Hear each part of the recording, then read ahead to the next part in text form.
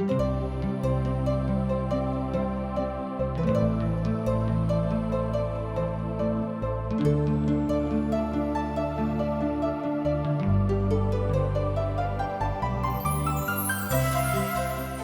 शास्त्र आध्यात्मिक मार्गदर्शन के प्रस्ताव के संग्रहण के रूप में परिपूर्ण अछि।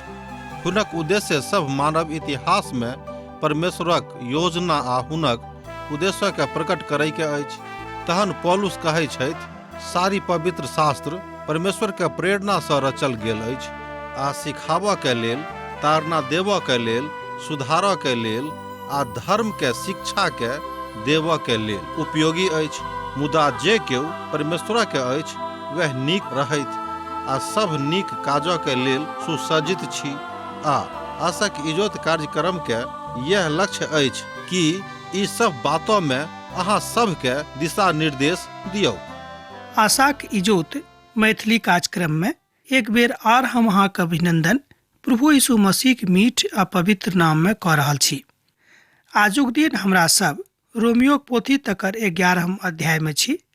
मुदा जतऽ धरि हमरा लोकनि पछिला दिन अध्ययन कयने छलहुँ हैं, तकरा बाद आजुक दिन हमरा लोकनि अध्ययन आरंभ करब। अब हमरा सब देखब जे इस्राएली के पुनर्स्थापना इस्राएली राष्ट्रक लेल एकटा महान कृपा आ आशीषक कारण ठहरे के, अर्थात इस्राएली राष्ट्र परमेश्वरक दया सँ धन्य भऽ जायक। एही बातक ऊपर आजुक दिन हमरा सब चर्चा करब, कियाक तऽ साधु पौल एहिठाम एही बातसँ आरंभ करैत छथि। तहन अहाँ पद 22 देखियौक, तैं परमेश्वरक कृपा आ बड़ाई के देखियौक जे खसि गेल हुनका ऊपर कड़ाई, मुदा अहाँ पर कृपा, जँ अहाँ ओहिमे बनल रहब तऽ ठीक, आ जँ ओहिमे नहि बनल रहब तऽ अहूँ काट देवल जायब। एहि बातक एहिठाम 22 पद में साधु पौल बतौने छथि। ई सब माथाक ऊपर बड़ भारी बोझक जकाँ लागैत अछि हमर भाई बहिन, कियाक तऽ बहुत शब्द पवित्र पोथी बाइबिल में एहन आबल अछि जकरा ऊपर विचार करनाइ आ मनन करनाइ बड़ उचित उदाहरण भऽ जाइत अछि। एहिठाम ओ कहैत छथि कि जँ अहूँ हुनका में बनल नहि रहब तऽ अहूँ काट देवल जायब।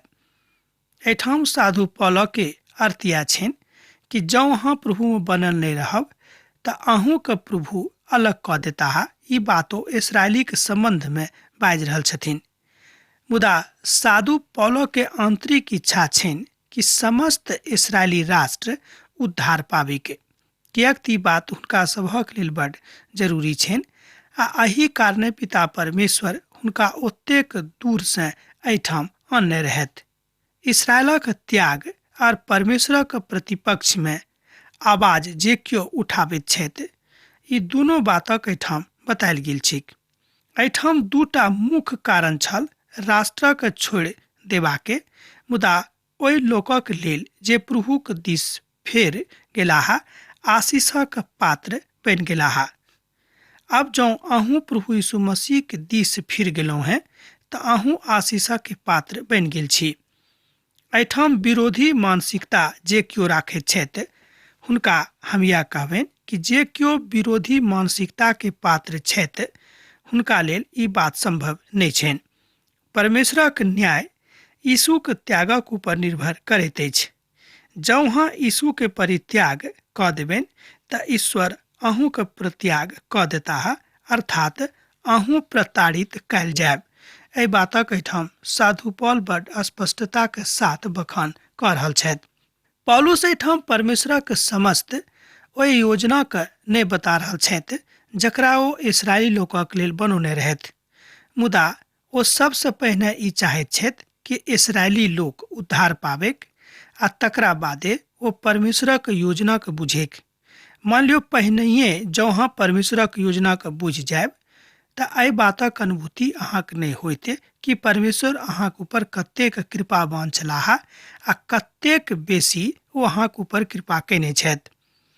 AD 70 में यरूशलेमक ध्वंस भेनाइ आर दोसर समस्त योजना एहिठाम पूरा होइत हमरा सब देखैत छी जे बड़ हितकर अछि।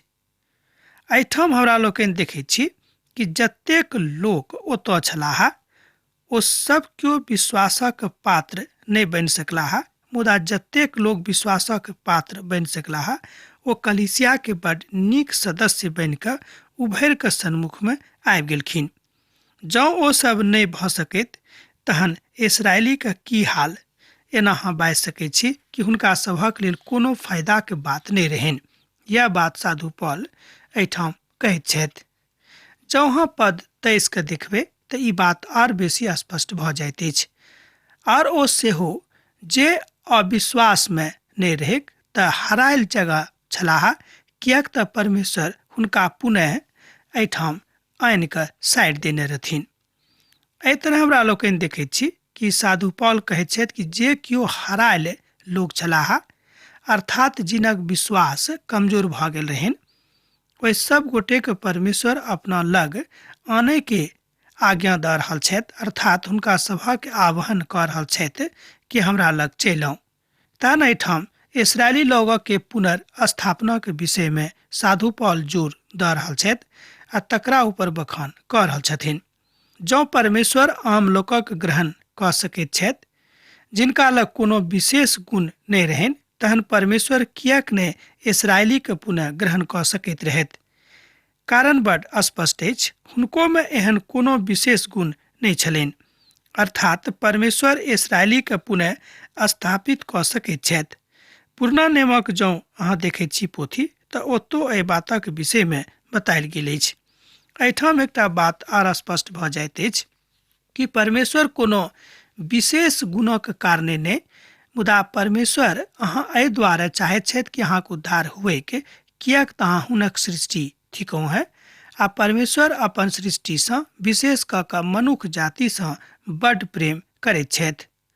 उदाहरणक लेल जरमयाक पोथी तकर 23 अध्याय आ तकर 3 पद सँ लऽ कऽ 8 पद धरि जँ अहाँ पढ़बै तऽ अहाँ एहि सबटा बातक ओतऽ देख सकैत छी, अर्थात एहि सबटा बातक के मजगूती ओहिठाम होइत अहाँ देख सकैत छी। एहिठाम जकरिया सेहो एहि बातक ऊपर चर्चा करैत छथि। हम स्वयं के दाऊदक घरानाक ऊपर समर्पित कऽ देब, जकरिया एहि बातक 12 अध्याय के 10 पद में कहैत छथि। तहन एहि बातक एहिठाम पुष्टि भऽ जाइत अछि कि परमेश्वरक के कोप भाजन बननाइ उचित नहि, मुदा जँ अहाँ पाप कयने छी तकर क्षमाक लेल प्रभु यीशु मसीह लग चलि आउ। यह सबसँ नीक आ उचित आ सर्वोचित कथा थिक आ सबसँ नीक यह बात अछि, किएक तऽ अनंत जीवन आ दया आ करुणा हुनके में छनि।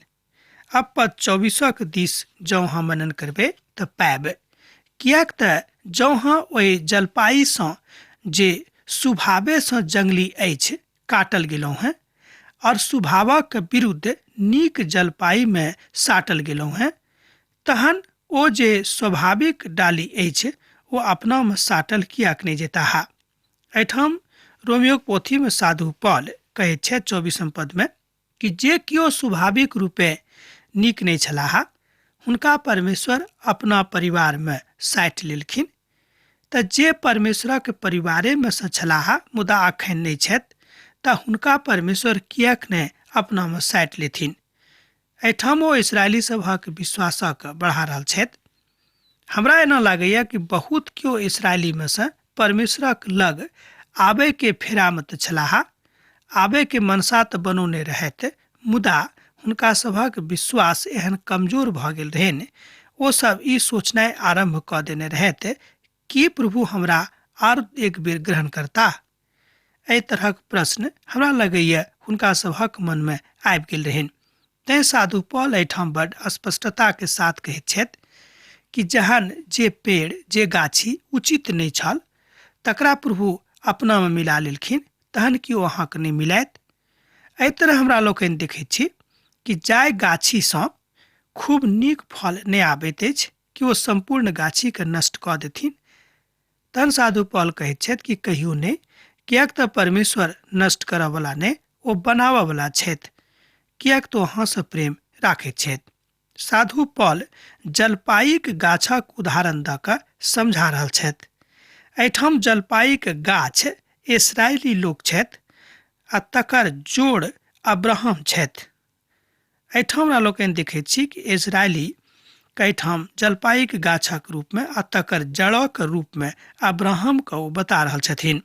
हमर भाई बहिन, अर्थात इस्राएली प्रजातिक जड़ प्रभु छथि, अर्थात स्वयं पिता परमेश्वर छथि, आ तकरा बाद ओ बनौने छथिन अब्राहमके आ तकरा बाद आर लोकके।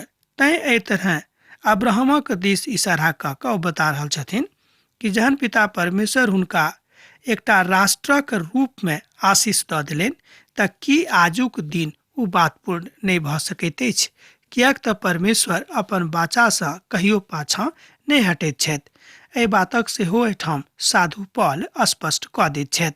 अपन बनाबयवलाक ऊपर अहाँ विश्वास राखू, किएक तो अहाँक बनाबयवला छथि, मुदा ई यहूदी वंश परम्पराक मुताबिक नहि छल। ओ इस्राएलीक पुनः अपन गाछीमे वा अपन गाछमे लागैके फेरामे नहि छलखिन, से बात नहीं। यहूदी के कलीसिया और यूनानी के कलीसिया दोनों का सामान्य रूपे गति होते। किएक तऽ मान लियो कि कोनो कलीसिया किएक नहीं रहे, कोनो प्रजाति विशेष रूपे परमेश्वर हुनका आशीष नहीं देथिन। जे क्यों परमेश्वरक आज्ञाक अनुसार ओतऽ रहैत छथि हुनके उद्धार भेटतनि, आ जे क्यों हुनक आज्ञाक अनुसार ओतऽ नहीं रहैत छथिन हुनक उद्धार नहीं हेतैक। अर्थात परमेश्वर समस्त मानव जाति के माफी करबाक आत्मा राखैत छथि। सोझ गप इएह भेल। एक बेर और सुनियो, सोझ गप इएह भेल कि परमेश्वर समस्त मनुष्य जाति के माफी करबाक आत्मा राखैत छथि। हे इस्राएली, अहाँ एना नहीं बुझब जे अहाँ बड्ड सुविधा अनुसार थिकौ हैं, तैं हम नहीं चाहै छी जे एहि ज्ञान में से अहाँ अनभिज्ञ रहू। जाबे धरि अन्य जातिक लोक पूर्ण रीति से प्रवेश नहीं पाबि लेक, ताबे धरि इसराइलक एक भाग एही तरह कठोर रहते के। एहि बातक ओ 25 पद में साधु पौल कहैत छथि। तहन एहि पदक आखिरी प्रभाग के अहाँ देखियो, इसराइलक एक भाग, ध्यान दियो, इसराइलक एक भाग एही तरह कठोर रहते के। एहिठाम सामान्य लोकक पूर्णताक बातक ऊपर जोर देवल गेल अछि। अर्थात परमेश्वरक कलीसियाक भरबाक कारण हमरे लोकनि छी। जँ परमेश्वरक कलीसिया आजुक दिन खाली अछि तऽ तकरा लेल हमरे सब जिम्मेवार छी। ई अहाँ नहीं बुझियो कि अहाँ जिम्मेवार नहीं छी, खाली ओतक अगुवे एहि बातक लेल जिम्मेवार छथि। जतेक लोक कलीसिया में छथि, जँ अहाँ कलीसिया खाली अछि तऽ तकरा लेल अहूँ जिम्मेवार छी। एहि बातक सिमोन पतरस सेहो बताबैत छथि। जँ अहाँ ओतऽ देखबै तऽ बातक अहाँ बुझि जायब। प्रभु यीशु मसीह ओहि सब लोकक अपना लग आने के आज्ञा देलनि जतेक धरि वा जतेक दूर धरि हुनक समाचार, हुनक सुसमाचार पहुँचल रहनि। प्रेरितक पोथी तकर 15 अध्याय आ तकर 14 पद में एहि बातक सेहो बतायल गेल अछि। ई बात मसीह कलीसिया के उठेबाक काल धरि लागू रहतैक। हमर भाई बहिन, ध्यान दियौ, ई बात जे अखन हमरा लोकनि सीख रहल छी, ई बात मसीह कलीसिया के लेल जाबे धरि ओहिठाम से उठावल नहीं जेतैक ताबे धरि एहि संसार में लागू रहतैक। जाबे धरि कलीसिया एहि संसार में विराजमान रहतैक, इसराइली सब कमजोरी में फंसल रहता है। भेद शब्दक एहिठाम बुझबाक अछि। कारण पौलुसक काल में समस्त धर्मक बताबय वाला एहि तरहक भेदक खोलि कऽ नहीं बताबैत रहथिन। अब आजुक दिन धर्मक बड्ड सूचीबद्ध रूपे हमरा लोकनि देखैत छी। बहुत तरह के धर्म व्यवस्था के सेहो हमरा लोकनि देखैत छी, मुदा परमेश्वर कहैत छथि कि जे कियो हमरा रीति से चलैत छथि हुनके उद्धार हेतनि। आ एहि रीति से संपूर्ण इस्राएल उद्धार पायत, जेना कि लिखल अछि जे छोड़ाबे वाला सिय्योन से औताह आ हुनक शक्ति याकूब से दूर कैल जेतैक, और हुनका साथ हमर यह वाचा होइत जहन हम हुनक पापक दूर कऽ देबनि। एहि बातक एहिठाम 26 आ 27 पद में बतायल गेल अछि। 27 पदक एक बेर और देखियो, और हुनका साथ हमर यह वाचा होइत जहन हम हुनक पापक दूर कऽ देब। एहिठाम पिता परमेश्वर कहैत छथि कि हमर बाचा मनुष्य जातिक साथ तऽ इएह अछि कि हुनक पापक हम हुनकासँ दूर कऽ देबनि। अर्थात आजुओक संदर्भमे, आजुओक समयमे प्रभु यीशु मसीह अहाँक पापक दूर करबाक लेल तैयार छथि। जहन साधु पौल कहैत छथि कि समस्त इस्राएली बजावल जेताह, एकर अर्थ ई नहि लगायब जे प्रत्येक वर्ड वा प्रत्येक इस्राएलीके बचावल जेतैक। ई तऽ राष्ट्र अछि जकरा विषयमे बतायल गेल अछि। जाहि बातक एहिठाम साधु पौल कोट कऽ रहल छथि ओ यशायाक पोथी तकर 59 अध्याय आ तकर 20 पदसँ उद्घृत अछि। अर्थात ओतेसँ एहि बातक लेवल गेल अछि। आ छोड़ाबैवला सियौनसँ औताह, जकरा ओ एहिठाम याकूबक रूपमे देखौने छथि।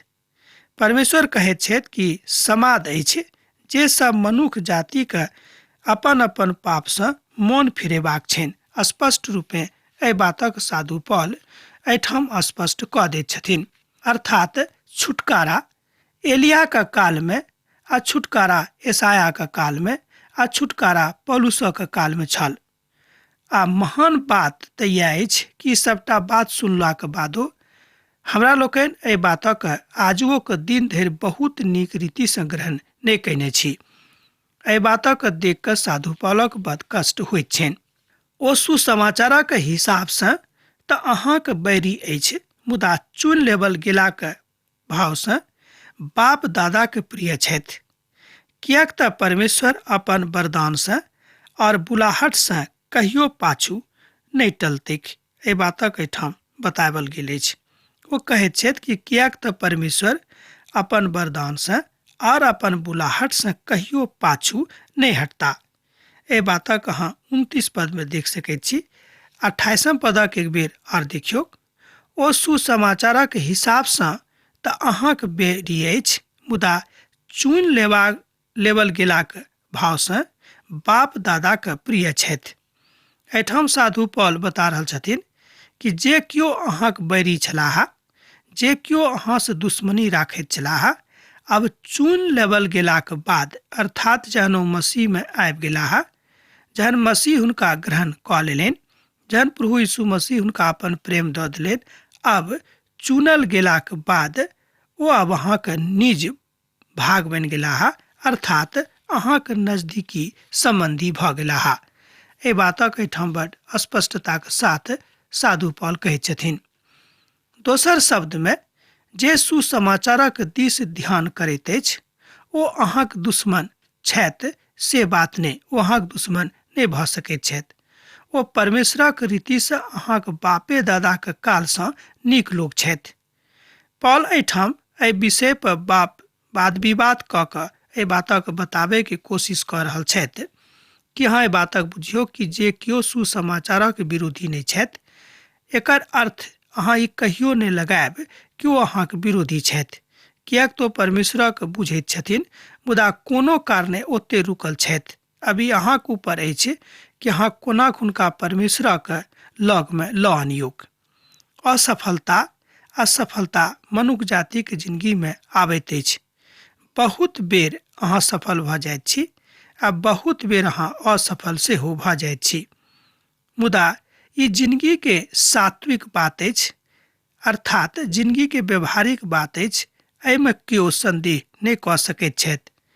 केओ एहि बातक नहि बता सकैत छथि कि ओ बेर बेर सफल भऽ जेताह, किएक तऽ सफलता आ असफलता मनुष्य जातिके जिंदगीमे आबैत रहैत अछि। वरदान प्राकृतिक नहि, मुदा वरदान परमेश्वरक महिमाके कारणे अहाँके भेटैत अछि। बुलाहट सेहो प्रभुक दिससँ अहाँके भेल अछि आ अहाँके बुलाहट व्यक्तिगत अछि। जँ एहि बातक अहाँ बुझि रहल छी, तहन प्रभु यीशु मसीहके लग अहाँ आबि कऽ परमेश्वरक महिमाके आ हुनक सुधारवादी सिद्धान्तके लोकक सेहो बता सकैत छी, जे केओ आजुक दिन धरि एहि सिद्धान्तके नहि सुनने छथि। अर्थात जाहि दानके प्रभु बाउग कयने छथि ओ दानके प्रतिफल अनबाक अछि। यह बात अहाँके लेल उचित अछि। एक बेर और सुनियौ। अर्थात जाहि दानके प्रभु बाउग कयने छथि ओ दानके प्रतिफल अनबाक अछि। यह ठीक अहाँक बुलाहटा के सार्थकता। अहाँक आंसू अहाँक लेल बड्ड महत्वपूर्ण अछि। जँ अहाँ एहि रीतिसँ यीशुक दिस फिर कऽ अयलहुँ हैं, अहाँक विश्वास अहाँक शक्तिक संचार करत। एहिमे संदेह नहि थिक। एहि बातक साधु पॉल कहैत छथि। ओ कहैत छथिन कि अहाँक विश्वास अहाँक शक्तिक संचार करत और अहाँ व्यवधानमे नहि पड़ब। किएक तऽ बहुत बेर हमरा लोकनि व्यवधानमे पड़ैत छी, किएक तऽ हमरा सभक विश्वास कमजोर भऽ जाइत अछि। जेना अहाँ पूर्वमे परमेश्वरक आज्ञाके नहि मानलहुँ हैं, मुदा अखन हुनक आज्ञाके नहि मानलासँ अहाँक ऊपर दया भेल। एकर अर्थ अहाँ ई नहि लगायब कि परमेश्वर अहाँसँ अलग भऽ गेल छथि। ओही तरह ओहो सब आज्ञा नहि मानलखिन जे अहाँक ऊपर दया होइत अछि, एही तरह हुनको ऊपर दया होइके। एहि बातक अहाँ 30 आ 31 पदमे देख सकैत छी। जँ अहाँक लग पवित्र पोथी अछि तऽ हमरा संगे अहूँ देखियौक। 31 पदक एक बेर आर देखियौक। ओही तरह ओहो सब आज्ञा नहि मानलखिन जे अहाँक ऊपर दया होइत अछि, एही तरह हुनको ऊपर दया होइके। अहाँ देखियौक साधु पॉल आम लोकक लिख रहल छथि। रोमीक कलीसिया अधिकांशतः आम लोकसँ भरल छलैक। ओहिमे समस्त जातिक लोक, समस्त प्रजातिक लोक छलाह। आ अखन धरि बहुत केओ एहि बातक नहि बुझैत छथि। हमर भाई बहिन, परमेश्वर कोनो खास प्रजातिक लोकक लेल एहि संसारमे अपन पुत्र प्रभु यीशु मसीहके नहि पठौने रहथि, मुदा ओ समस्त जातिक लोकके, समस्त देशक लोकके उद्धार करबाक लेल अपन एकलौता पुत्रके एहि संसारमे पठौने रहथिन। अहाँ बाजि सकैत छी कि यह पिता परमेश्वरक मुख्य व्यवसाय एहि संसारमे रहनि कि संपूर्ण मनुष्य जातिके उद्धार होइक, आ तकरा बाद मनुष्य जाति को सेहो चुनि लेलखिन, बुल्हार देलखिन, जाहिसँ ओ परमेश्वरक राजक बढ़ोतरीके लेल काज करैक। ई सौभाग्य पिता परमेश्वर मनुष्य जातिके देलनि। मुदा हमरामे सँ बहुत लोक पूर्वे कालसँ एहन लोक सब छथि जे एहि तरहक विश्वासमे बनल नहि रहैत छथि। हमर भाई बहिन, ई बात कतेक खराब अछि। जहन पिता परमेश्वर अहाँके बुलाहट देने छथि, अहाँके बजौने छथि, तऽ की अहाँ एहि बातक बुझैत छी? की अहाँ एहि बातक समझैत छी? अहाँके ऊपर जन दया भेल अछि, तकरा ऊपर अहाँ ध्यान दियौ कि परमेश्वर अहाँके ऊपर दया कयने छथि। इस्राएली सब एकटा राष्ट्रक रूपमे छलाह जे एहि बातक ऊपर विश्वास करैत छलाह, मुदा ओ सब अखन विश्वास नहि करैत रहथि। ई एकटा बड्ड अद्भुत कथा जकाँ लागैत अछि, वा एना कहियौ कि विचित्र कथा जकाँ लागैत अछि। साधु पॉलक कालक अछि। साधु पॉल एहिठाम ओहि दुनू सिद्धांतक बखान कऽ रहल छथि, जकरा कारण इस्राएली और आम लोकक ऊपर उद्धारक बात आबैक। किएक तऽ हुनक मनसा यह रहनि कि संपूर्ण इस्राएली राष्ट्रक उद्धार होइक, आ तकरा बाद जतेक लोक एहि संसारमे छथि हुनको उद्धार होइन। ई मात्र परमेश्वरक कृपाके कारणे भऽ सकैत अछि, कोनो मनुखक कारणे ई बात संभव नहि अछि। आजुक संदर्भमे, आजुक परिप्रेक्ष्यमे ई बात ओतबे ठीक अछि, ओतबे उचित अछि, जतेक ई बात साधु पॉलक कालमे एहि संसारक लेल उचित रहैक। किएक तऽ पवित्र पोथीक रचना कोनो खास कालक लेल नहि, मुदा संपूर्ण कालक लेल कयल गेल छैक। प्रभु मात्र अपन अनुग्रहसँ लोकक ऊपर उद्धार कयलथि। ओ इस्राएली राष्ट्रक ऊपर सेहो दया देखौलथि, किएक तऽ ई दोनों ईश्वर विरोधी तत्व छलाह। एहिठाम हमरा लोकनि देखैत छी इस्राएली लोक जे हुनक चुनल प्रजा रहनि, ओहो ईश्वर विरोधी तत्व राखैत रहथि, मुदा जे केओ हुनक चुनल प्रजा नहि रहनि, ओहो सब ईश्वर विरोधी तत्व राखैत छलखिन।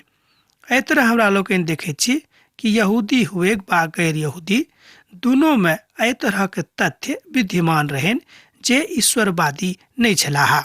अब आजुक अध्ययन हमरा एहिठाम समाप्त करबाक आज्ञा दिअ, किएक तऽ अहाँसँ विदा होइके बेरा भऽ रहल अछि। जेना अहाँसभ पाती लिखैत रहैत छी, लिखैत रहब, बिसरायब नहि। प्रभु यीशु मसीहक ने सैद घड़ी अहाँ सभक जिंदगी में बनल रहेक। आमीन। हमरा विश्वास अछि कि ई कार्यक्रम अहाँके लेल लाभदायक सिद्ध भेल अछि। हम चाहै छी कि अहाँ अपन आशीषके हमरा संग साझा करू। जँ अहाँके नजीक बाइबलसँ जीवनसँ संबंधित कोनो प्रकारके प्रश्न भऽ सकैत अछि तऽ अपन समस्याके लेल प्रार्थना करबाके लेल जँ चाहै छी तऽ हमरा फोन पर जरूर संपर्क कऽ सकैत छी। परमेश्वर अहाँ सबके एकटा सुखद आनंदित दिन प्रदान करैक।